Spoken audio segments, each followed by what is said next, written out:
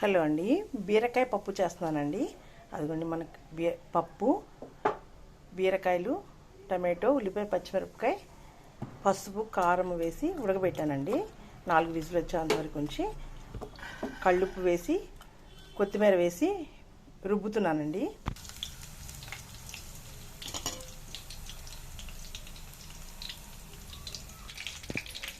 తాలింపులో కొంచెం మెంతిపిండి వేస్తున్నానండి.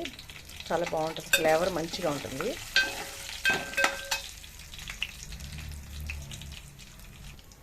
తాలింపు వేగిపోయిందండి, పప్పు వేసేస్తున్నాను.